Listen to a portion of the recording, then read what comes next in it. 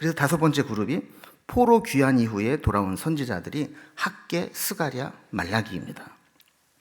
포로로 끌려갔던 이스라엘 백성들이 다시 돌아오게 되는 역사적 배경을 보면 그 당시에 그 지역에 패권을 쥐었던 나라들이 계속 바뀝니다.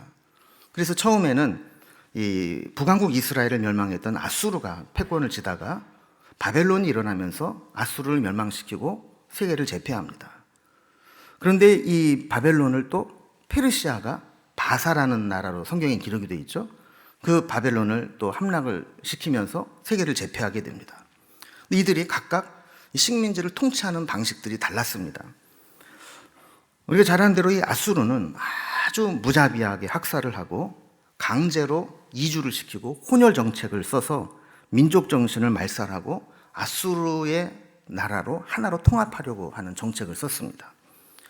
여기에 비해서 이 바벨론은 점령국들에서 똑똑한 젊은이들을 데려다가 바벨론화 시키는 겁니다. 그래서 그들을 다시 보내서 바벨론 사람처럼 만들어서 전 세계를 통치하려고 했던 게 바벨론의 통치 방식이었습니다. 자, 그런데 바벨론의 포로로 끌려가 있는 동안에 바사라는 나라가 이 땅을 또 정복하게 됩니다. 이 바사, 페르시아에서 우리가 주목해야 될 사람이 고레스라는 사람인데, 이 고레스 왕은 식민 정책의 대대적인 정책 변화를 꾀합니다. 그 정책을 법령으로 발표한 것이 고레스 칙령이라는 것입니다. 이 고레스 칙령에 나타난 정책은 점령국의 문화와 전통, 종교를 존중해주고 포용하는 관용의 정책을 쓴다는 겁니다. 그 바벨론 칙령의 내용을 보면 이런 내용이 있습니다.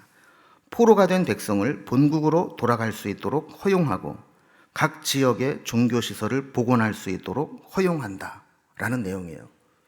그러니까 바벨론이 포로로 끌고 온 사람들, 그 사람들이 원하면 다시 본국으로 돌아가도 좋다.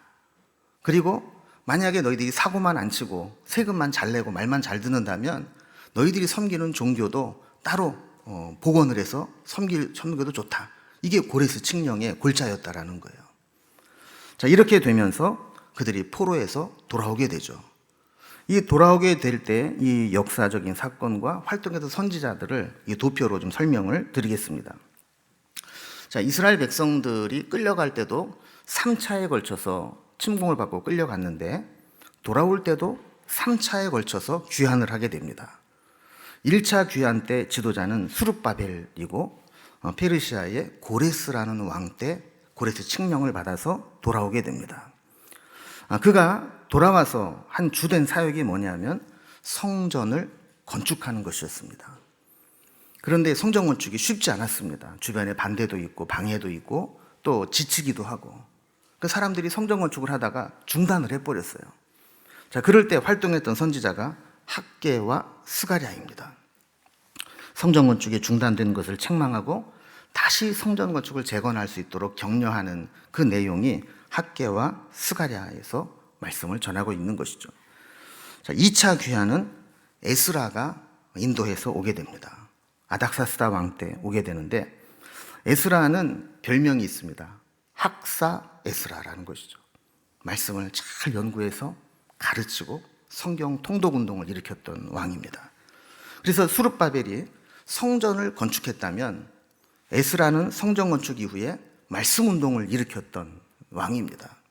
이 내용이 에스라서의 내용입니다. 자, 그리고 느헤미야서에 보면 3차 귀환의 내용이 나오게 됩니다. 지도자는 느헤미야죠.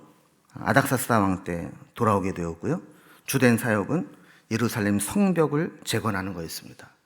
자, 성전을 재건해 놓고 사람들이 모여 살다 보니까 문제가 해결된 게 아니었어요. 사람들이 모여 사니까 주변에 있는 날강도들이, 떼강도들이 와서 침략을 하고 약탈을 해가는 겁니다. 그러니까 이래서는 우리가 예배 공동체로 살 수 없겠다. 그래서 무너졌던 성벽을 재건하게 되는 것이죠. 그리고 성벽을 재건하고 난 이후에 학사 에스라를 모셔다가 말씀 운동을 일으키게 됩니다. 이 내용이 느헤미야서에서 기록이 됩니다. 자, 그런데 이렇게 성전도 재건하고 성벽도 방비를 하면 다시 신앙의 부흥이 일어나야 될 텐데, 이 사람이라는 게요, 또 영적으로 나태해지기 시작합니다. 세월이 흐르면서 신앙이 멀어지고 형식적인 신앙으로 전락을 하고 하나님을 예배하는데 전심으로 다하지 않습니다. 그래서 이때 다시 신앙으로 돌아올 것을 말씀한 선지자가 말라기 선지자입니다.